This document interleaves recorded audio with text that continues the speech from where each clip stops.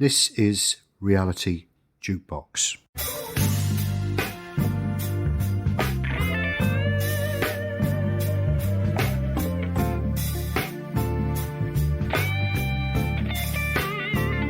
Hi, welcome back to Reality Jukebox. We're going to be talking in this session something that's quite close to mine and George's heart, which is life at university.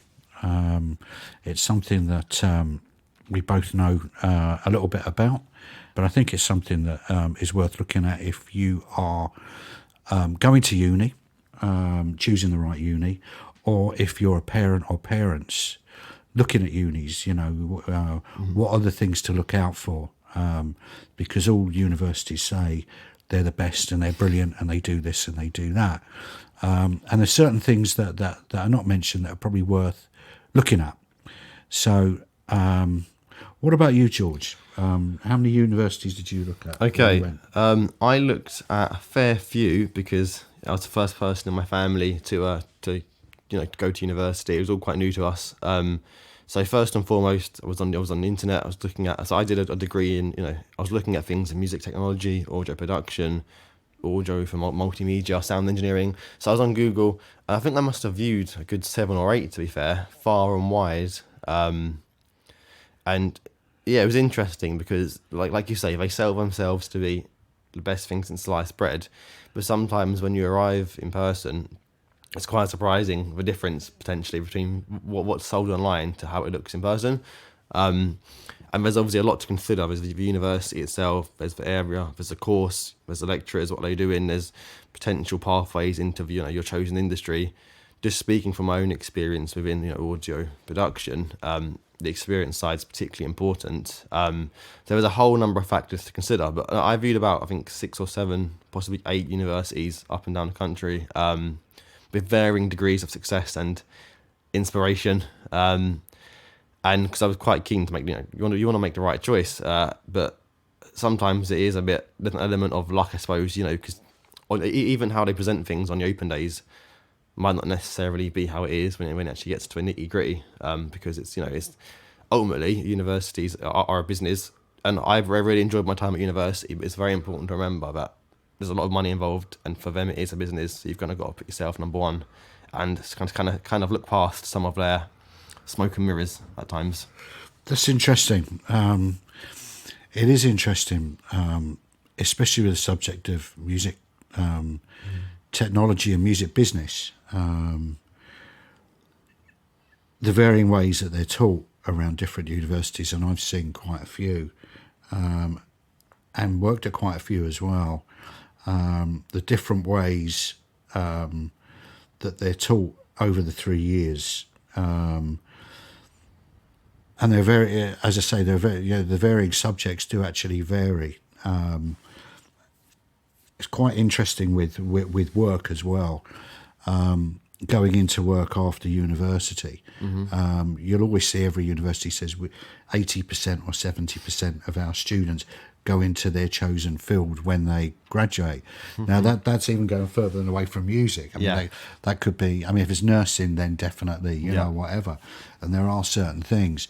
But I've normally found that with music, the one thing that nearly every university doesn't tell their students is that you have to think out of the box.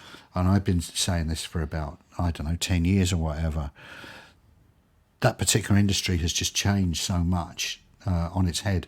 If you go back 20 years, 25 years, it would be recording studio, record or music company, publishers, road crew, live engineering, or some part in licensing or something within marketing within the industry, or a musician. And that would be it. That would be it.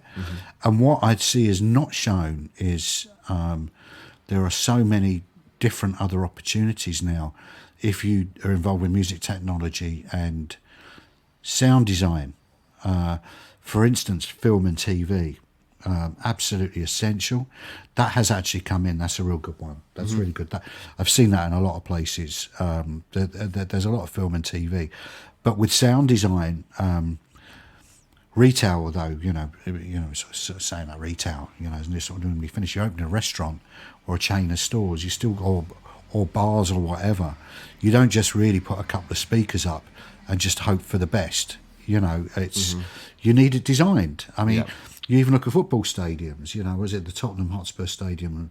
Apparently or allegedly was designed by U2 sound designer. Yeah. So mobile phones. There's mobile phones, car designers, Jaguar, Range Rover, when they're designing a new car, of course they're going to be designing the inside for its acoustics. Yeah. There's so many different things, and a lot of this is not actually mentioned. It's just, you're going to be an engineer, you want to be an engineer, then you can go into a recording studio, or you can set your own recording studio up. Yeah. No, Yeah. it's interesting. I think you've definitely got to be clued up. And you've got to be very proactive.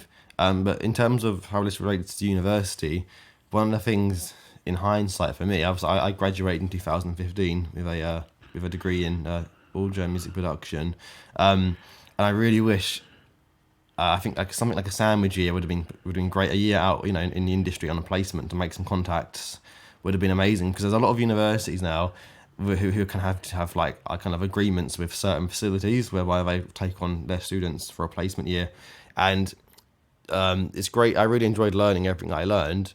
But then after leaving university, at university, you're the mix engineer, you're the recording engineer, you're the sound designer, you're doing absolutely everything, and then you get out in the real world and you get that kind of horrible wake up call of actually you're at the bottom of the pile. You've got everything to prove. A lot of people aren't going to give you the chance to prove it. So you've kind of got to scrimp and scrape, hustle. You've got to network like crazy. But if you maybe had some contacts, you'd established at university with the help of those links potentially, that's a real boost, I think, out in the real world, because otherwise you're just a small fish in a massive pond. And particularly with the rise in these audio-based courses, there's so many people that want to enter the industry, but there's a real bottleneck of actual opportunities, because obviously there's only so many places to work and so many facilities, and all these students, we came out, and you realise that actually it's going to be a real tough battle. And it's not to say you shouldn't do it, because I'm still battling away and trying to do it, and there is a lot you can build career wise, but it's just not from doing everything at university, mixing, mastering, recording, all of it, to suddenly actually now I'm not doing anything. I'm probably going to be a runner or something on a low level like that. So it's a real wake up call, and it's very, very humbling. Well, that's what happens. But I think on the other side of the coin with that is that if you set yourself a goal where you want to be a audio producer for film and TV, that's very, very feasible. Mm-hmm. But it does take time. Yeah. These things do take time. Yeah. I fully agree. I mean, all of these career paths, are very feasible, and you can be, you can help support yourself, and you can create a living for yourself. It is, like you said, it's for long game, though. Coming out of university, it's not going to, you've got to work hard and hustle. It's not going to fall into place straight away, and it could be 5-10 years after leaving uni to when you start to get to that job where you feel like, cool, I'm actually happy now and I'm building where I want to be. There's a lot of groundwork, and at the time you might not feel like you're going in the right direction. But if you keep networking and working away, within the industry with whatever job it's got, you're going to meet people, and eventually it's going to start to fall into place. So would you say that you had a long-term plan when you graduated? In my mind, yeah, I always wanted to be working in film and TV, right, in post-production. So that's always been the aspiration. But then I soon realised that when it comes to working in sound, you'll take any job opportunities you can get, because as long as you're working in sound, you're building your CV. And like we said before, it's quite a difficult industry to break into, but there's a lot of opportunities once you're into it. So anything in sound, you can keep building reputation, improving your knowledge, working with lots of different people. As long as you keep, I'm always keeping in mind my end goal. So whatever I do, I'm thinking, how is this going to apply to like post-production sound? What skills can I take from this that can transfer? What projects on the side can I get involved in? What can I learn here that's going to help push me towards the ultimate long-term goal? Because, yeah, like you said, I'm always kind of working towards the goal still. I don't think it's more of a process. I'm not sure I'll ever get to the dream goal, because I'm not sure what that is. It's just working in a certain area and continuing to learn and push myself, but kind of pushing in a certain direction. There's a great saying in film, TV and music. It's a great saying, which is you never know what's going to happen. It's really, really incredible. Yeah. With me, I certainly never know what's going to happen. Yeah, so, and sometimes it's from 1 week or 1 month, or even 1 day to the next. You just don't know what's going to happen. Yeah. It's quite an extraordinary way that it works. Yeah. But with university stuff, a lot of people will say, it's very expensive, which it is. It actually is. Yeah. But there's certain things about the actual life that you have to live in the few years that you actually do it, where if you're not fortunate enough, you have to fend for yourself. You have to work as well while you're studying, which never used to happen. When they changed it from grant status over to, loans now, basically. Yeah. So it's even more vitally important. But what I do know is, especially employing people as well, what I do know is that the CV turns up, and what a lot of people, your companies will do is, if someone's got, there's 200 CVs and there's people with degrees, have the degrees, they're normally put to another side, and they're normally the ones that I believe are actually looked at. Yeah. It's there's a lot to it, and if you've managed to get some kind of experience in that time of the 3 years, Yeah. because we won't name the university, but I know that you worked on BBC Introducing when you was there. Yeah. Yeah, fantastic. Absolutely fantastic. Yeah. And some of the universities do that, where you can collaborate with other departments, like the computer game department. Yeah. I didn't mention computer games before. Massive now with sound designers and music technology as well. Oh yeah. With it's ex-graduates. crazy. Yeah. Or animation. Yeah. People that are filming animation, making music for animation, short films in film and TV. Well, it's a great point. Like, is it in terms of computer games, where it's kind of exploding in the past sort of 10 years? There's a real kind of there's a lot of new knowledge and information to be learnt there, and a lot of it is coming straight from universities, because there is a real gap, and they need to fill that gap. If you've got eager people that have been trained by people in industry, and there's a real gap for that, like there's new technologies like motion capture technology. I worked with some people in the past who've come straight from uni. It's an exploding industry, but there's a real lack of people currently working in the industry because it's so new. So university is definitely a way where they'll kind of farm the talent from in that respect, because they're coming out of all the information needed to kind of step into the job. So I think that's quite a good point. With the new emerging trends, there's definitely room for work in terms of coming from uni to the employment within a short term. Whereas in terms of like music studios, the technology is always evolving, but it's still quite like a process that's in place. And so it's maybe longer to get into maybe the more established paths as opposed to the new emerging technologies, which sounds kind of obvious, I guess. But particularly with the gaming industry being one of the biggest contributors to the UK economy, I think that's just going to continue to expand, and there's going to be a lot of opportunities for young people. It will expand. It will definitely expand. Film and TV as well. Yeah. With investment of the recent investment in Netflix, Sky. Yeah. This is 2020, 2021. There's a few other companies as well. Definitely, someone's got to record the sound. Yeah. It's and I still think on a terrestrial level, I still think that BBC and ITV are still going to be battling it out as well, and making making their own productions of stuff as well. It's quite interesting because the general public, I think, do take it for granted. When something like David Attenborough makes a series, nobody sort of thinks about the sound. Yeah. And how good that sound is. Oh, so crisp, so spot on. And the majority of those people, no matter how old they are, would have come from university. Even if they have to re-record a fish swimming underwater or whatever, I don't know how they. I'm sure, but I'm sure there's stuff about it. There's bonus stuff about how they record some of that stuff. To kind of, a lot of it, I think, is post-production trickery. A lot of the stuff, if you've got like a tiger out in savannah and it's a massive wide shot and they're not going to get close to this tiger because they don't want to be eaten for dinner. A lot of it's done in post and creative sound design, which again is, is part of the magic of film and TV. We're just going to digress here because that's made me remember when I was at ITN for quite a long time, and when they got me in as a music bod, the day I started, I'll never forget. They told me, come in on this day, and I remember going into the reception. So that would have been about 2004, 2005, somewhere around there. And in the reception, they had this huge tropical tank, huge, absolutely huge. When I mean huge, it was, I've never ever seen anything like it before. It was, yeah. And I'm sitting there, like, so watching like these fish like that, like swimming past, whatever.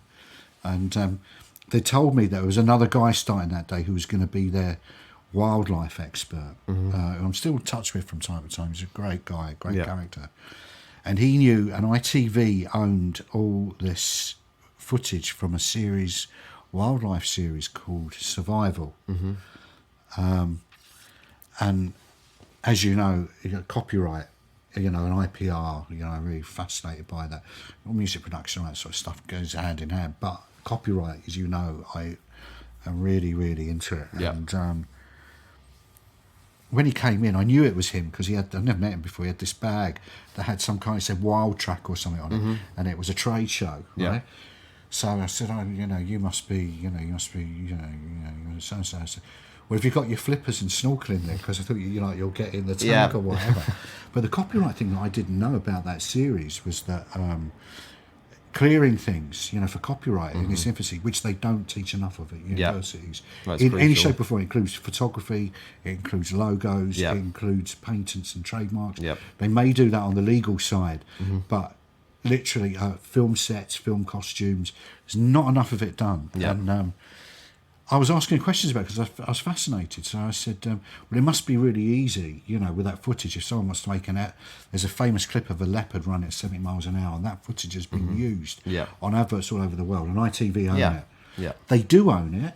They do own the footage to it, but they don't own part of the copyright. And I said to him, what like music? It's old footage of artists, on terrestrial television, from any program or whatever, they might own the copyright to the footage, but not the music or the image of the artist.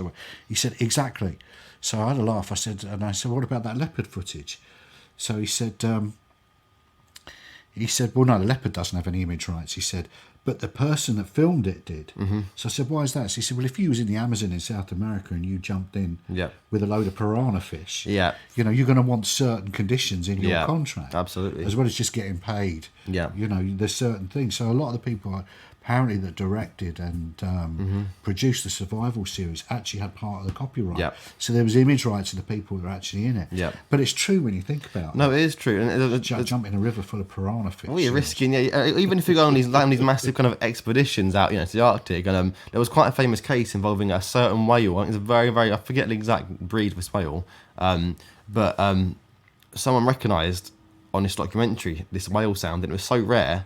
He went and listened to his own recording he made and realised they'd taken his recording because there'd been so few made with a certain animal. And then I think he went to court and he won because he proved it was his intellectual property. Brilliant. He was only literally the only person in the world owns this recording. You're swimming underwater, sort of like minus 30 degrees or something. So, of course, you're not going to give that away. I totally get that. He probably registered it with people. One of the mechanical societies or whatever. There is an equity one. I do know that. There's also a mechanical society for equity people.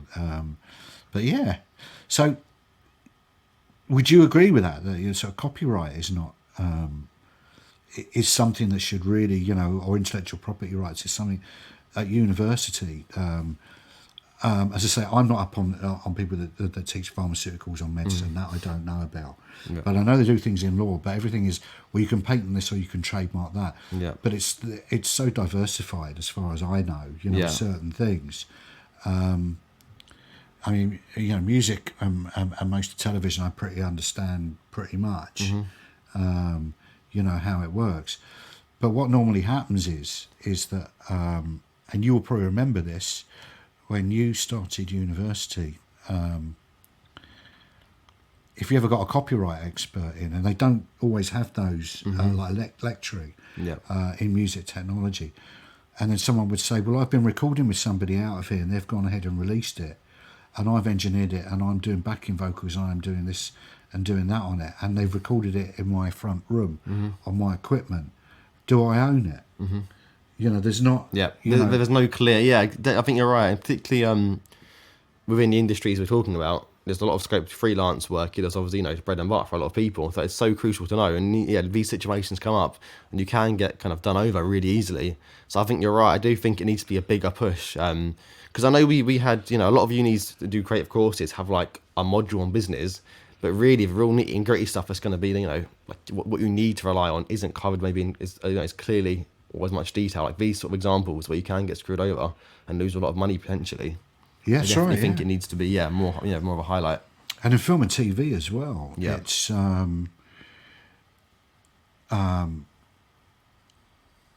It's quite, you know, it's different. It's not the same. You know, it's not the same as music. You know, scripts are different. Fashion. My dad used to do that. He used to tell me, you know, that you change certain stitching on something or so, and the copyright goes out of the door. Or the copyright goes out. It's it's one of the first things that I think I remember him saying. I was only little, and that's probably how I got interested in it. And you know, fashion thing is really that's why you'll see designer catwalk stuff in New York, Munich, Paris. Yeah. I do have a smattering of knowledge. London or whatever. Yeah. But what happens is 3 months later, you know, you'll find that high street stores and online stores have something that's very similar that was actually on that catwalk. Yeah. But they're not exactly the same. Yeah. But they nearly look like it. Yeah. And they get away with it because Yeah. the copyright is slightly different. Interestingly, it can be a case of just like stitching in a different way can be make or break. And I'm not sure that there's one uni in particular I was doing some fashion students, and I asked that question. They didn't know. So I don't know if they weren't year 3. Yeah. You know, they weren't in their last year. But I don't know if they were told that or not. It's really important. Well, it is, yeah. Like I said, you can lose Hats a lot and of money. shoes, no idea. Yeah. I have no idea, I know nothing about it. But certainly with clothing, men and women's clothing, you know, that's basically how it works. I mean, you can't. It's difficult to copy names of companies. So if you decide to call your fashion label Foo Fighters, that would be quite difficult. Yeah. Because it's been done before, and there's been a lot of trouble over that. Yeah. Then secondly, I think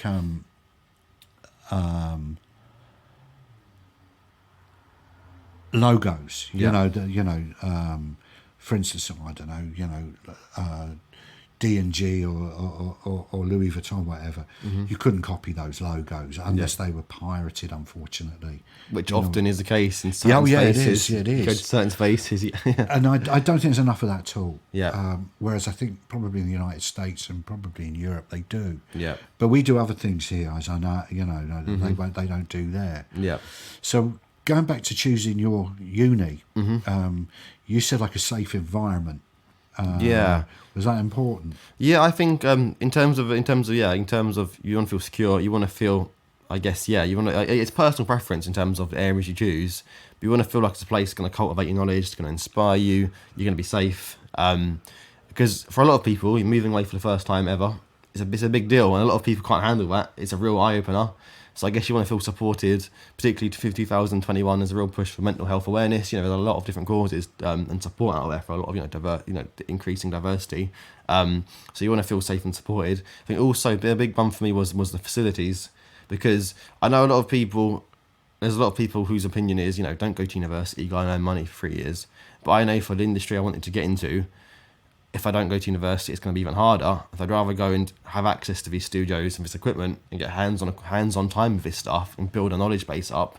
So hopefully if I do go out into the real world and start building, you know, these kind of contacts and these jobs, I can go in at least on a bit more of an even playing field and not seem like I'm totally out of my depth. And probably you can actually work in a studio and see how it works, even with, away from lecturing. Yep. You know, you can book a studio within a university, set it all up yourself, do some recording yourself. Definitely. Some audio yourself. Yeah, that is I mean, that's where I think that's where the money comes into it, where it becomes value.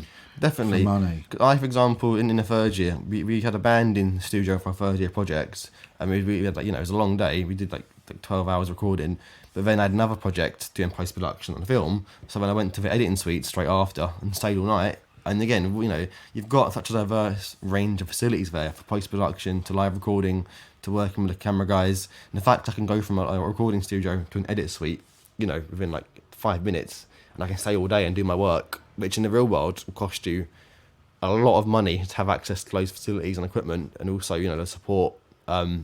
So yeah, definitely for me, that was a real factor in where I chose where I did, because of the studios and the funding for the studios to keep the equipment updated. Because I'd visited a few places, and I was quite surprised at how old the equipment was, and not in like an old cool vintage way, like, oh wow, you've got like a really cool analog compressor, a valve neve disc, no, you've got a really old, like, you know, system there that you're using to run this software, and it looks outdated, and you can tell by the look of like the facilities, it's not the top, you know, it's not a priority within that establishment, and you know, you want to hit the ground running, and yes, you know, signal flow and sound is sound the way it travels. But if you can get your hands on the newest gear and the newest equipment which is being used in the top facilities, you can at least hold conversations with professionals in the industry. When you leave, they're going to think this guy knows what he's talking about, at least. And you know how to set stuff up. Yeah, exactly. Yeah, really Which is half the battle. Yeah, you can even little things. You know, you know how to coil a cable. You know how to put a mic. You know, there's loads of little things that people take for granted. Do you think there's some, when you do actually graduate, we'll come back to university, being at university in a second, but do you think that there is, because you've actually gained experience while working at university, that when you come out and start working, that students, graduates, not students anymore, graduates are, there's a lot of exploitation. Oh, absolutely. Regarding work. Yeah, definitely, particularly within the creative industries, because it's, you know, such an inspiring and cool place to work in. But like I said, the bottleneck happens, and you need to acquire your experience to get employed. But then people aren't willing to, you know, like, I've seen trainee roles where they want 3 years experience prior. It's like you're taking on a trainee, but you want 3 years of prior. So there is a lot of exploitation, because a lot of people know that people are so keen, they will work for nothing, essentially, or minimum, you know, below like living standards wage. And I work long hours, and, you know, they really will exploit their kind of keenness and their excitement to kind of build their own career. Yeah, it happens. Yeah, music and fashion in particular are like that. Yeah, they always have been, and it's a problem that sort of has to be it has to be properly addressed at some point. Yeah. Which I hope, it's not hope, I mean, you and I certainly keep talking about it, you know, especially on here, until maybe perhaps something is actually done about it. It is extremely difficult, because coming out, I feel like at uni, I was pretty proactive. I got involved in loads of side projects. I made loads of contacts, and I graduated with a first class degree, which I was very proud of. And I was out in the real world, and to the extent, it was a period of time where it felt like that counted for nothing, because you're applying for stuff, you're getting loads of rejections. You know, people, your CV looks cool, but, you know, you've not got this experience or whatever. So that's why I think it's so easy to get exploited, because you've got people that are keen, have worked hard at university, and they're keen to carry on with momentum and prove themselves, so that, like you said, someone will be out there. Just, cool, I've got work you can do. You know, you can do it for the exposure, you can do it for the experience, and there's something needs to change, which hopefully it will in time. Hopefully it's changing now. I'm not, you know, I graduated 6 years ago now, and I've worked my way up to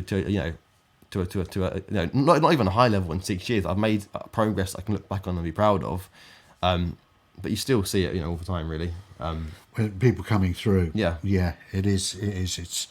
I mean, I get a lot of. It's normally in the springtime. I normally get a lot of emails saying, "No, can you point me in the right direction? Yep. Where do I go to? What do I? Yeah. What do I do?" The other side of it is I this is only an opinion of mine.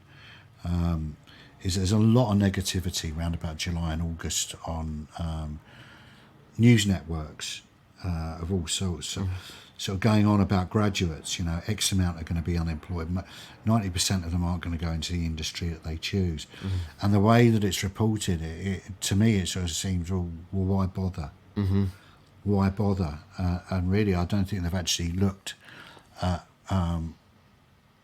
not all, but what some universities do and what they achieve Yeah. for students to go out into, into the world, Yeah. and make a career and make something of their life. Yeah. It's very important. I think so. So just going back to when you was at uni, what did you think that?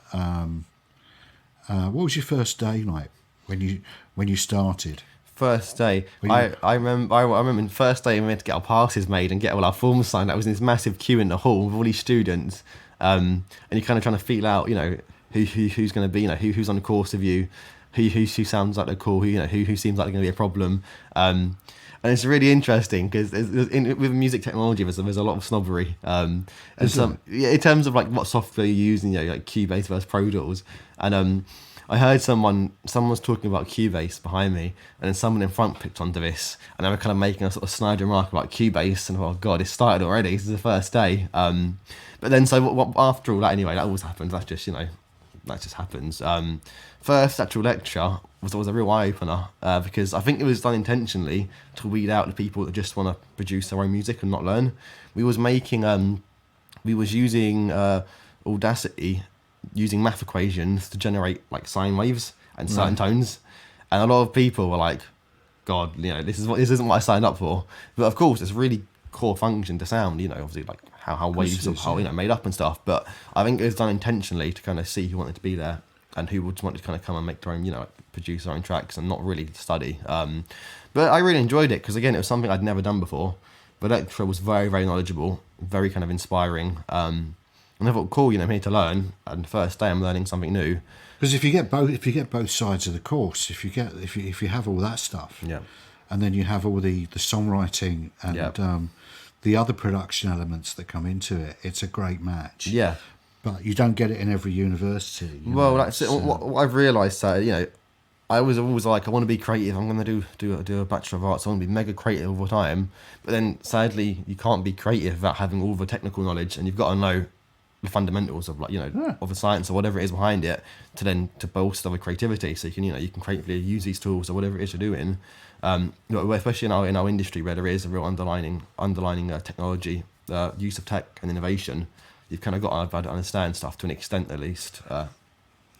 Absolutely right. It's and I would imagine I know that all the other stuff that you get on top after that, how to record drum kits, how to record vocals, get best performance out of a vocal, that kind of stuff.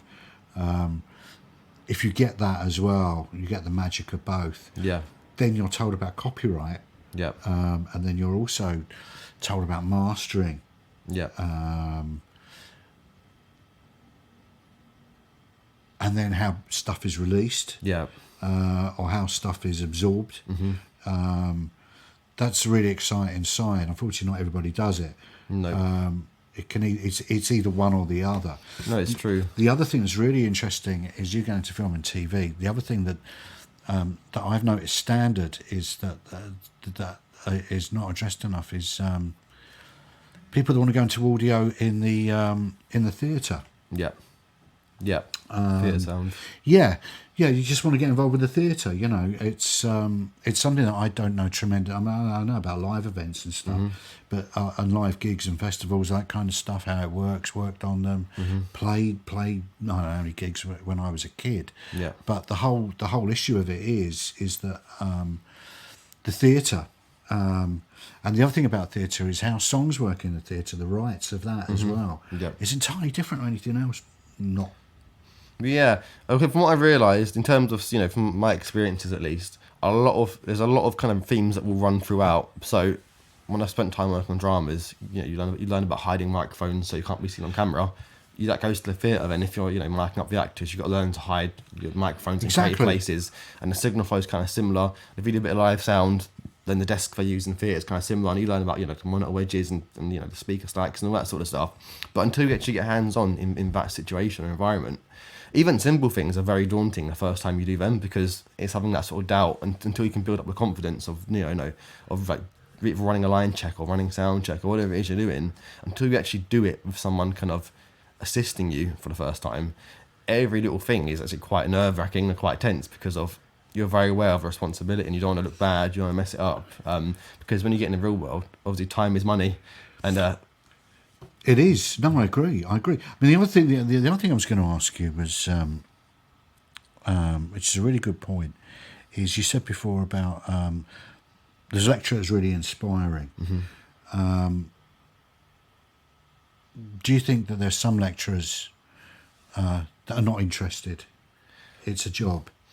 Yeah, it's just a job. They're not interested in the students and not really interested in the subject. It's just a job where some people, because it's not 9 to 5 job, where some people, they go into work for their career and they work 9 to 5. Yeah. And they do a great job, 7 days a week, 5 days a week. 52 weeks a year, but go on holiday, for 4 weeks during that time or whatever. Do you think there's lecturers that sort of look at lecturing like that? Well, yeah, I think, when you on paper, it seems like quite a comfortable gig, in terms of, I think a lot of people, they get very comfortable. A lot of jobs, you can get very comfortable. What always inspired me more was people that are active in the industry, because they've got the cool stories, and what they tell you, they can give you like real world examples, and they're going off and doing this, and they're staying on top of their field. And that's really inspiring. Think, wow, I want to go and do this job. I want to be like this person. Right, Whereas okay. I think if people maybe aren't like that, and they get a bit lazy or they just lose that sort of spark for it, then it kind of reflects on their style, and then the students kind of then get turned off to it because of it doesn't feel like it's coming from an authentic place, or it doesn't, it's not inspiring enough. And did you look for that when you first Yeah, went to universities, when you met the lecturers? Yeah, I think so, because when I studied A-level in music technology, my teacher had done a lot of stuff in the 80s, and it's really inspiring. He had some really great stories.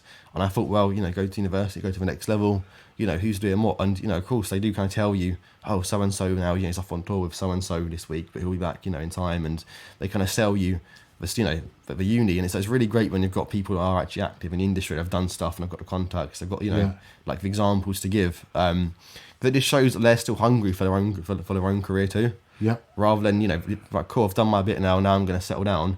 And I know it's natural in life, the older you get, obviously you want to settle down. But in terms of, like, academia and inspiring your students, for me it was quite key that, people were still active and...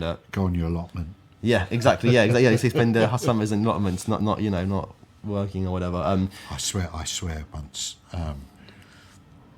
somewhere where I was working, and...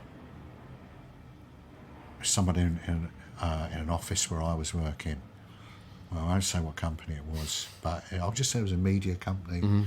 And the train I was on, I'd been to a meeting, and I was coming back into London, and it was the area where one of these people I worked with lived, and they'd been off sick for a couple of days. Yeah. And the train stopped in between two stations, and it was where this person lived.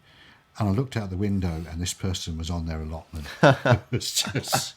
No, they're off sick. They're obviously retching on the floor. They wasn't fixing their carrots. That's right. Yeah. Picking some potatoes out of the ground. Yeah, exactly. It was. I couldn't. It was like, I couldn't believe that. It's like, yeah. You don't want to take a picture on your phone. Well, I'm not like that. Yeah, that would have been some funny. People would have done that. Exactly. You recognise so-and-so. This person should have been, blah, blah, blah, blah, blah. But here they are, never Tending did that. to their garden. Yeah, it was funny. It was funny, it was like, oh. I'm just minding my own business, isn't it? Yeah. Yeah. Is that so-and-so on the floor over there? Yeah. You dig it, with a spade, digging mud, this kind of thing. It's like, yeah. Very funny. Just to finish this off, we are going to come back to university stuff. Yeah, because we've digressed somewhat as well. Yeah. We've had a nice conversation. Yeah, we have. We're going to we'll put a fact sheet up on the website. It's www.realityjukebox.com. We'll put some fact stuff up for you if you want to go to university, or if your parents that want to have a bit of information, and you'll be able to comment on it as well. Yeah. And I don't think we can turn around and say, well, this is the best university to go to, or that's got the best lecturers or whatever. But what it will do is, I think that when you start looking, instead of the usual criteria that it always says, look at this, there'll be a few other bits and pieces that should be looked at. Yeah, no, and also we can link to some resources. I remember when I was searching, there's certain websites that have a lot of student reviews, of, like league tables, but reviewed by students for certain things, for SU, for the education, for the curriculum. There's a lot rated by students, so it's a bit more, I guess, like it's not as like biased. If it's not come out officially from a university, it's actual students who've studied there. So we'll find some resources. Yeah, There's we'll plenty do out that. there. Yeah. We'll do that. So we'll do another one in quite a few episodes' time, and we'll keep adding on with the student stuff for you. So we'll say goodbye till we see you till the next one, and all the information is www.realitydukebox.com, and it'll come up on the screen as well for you with all our social media as well. Thanks for listening and thanks for watching, and we'll see you on our next extravaganza. See you next time. See you next time.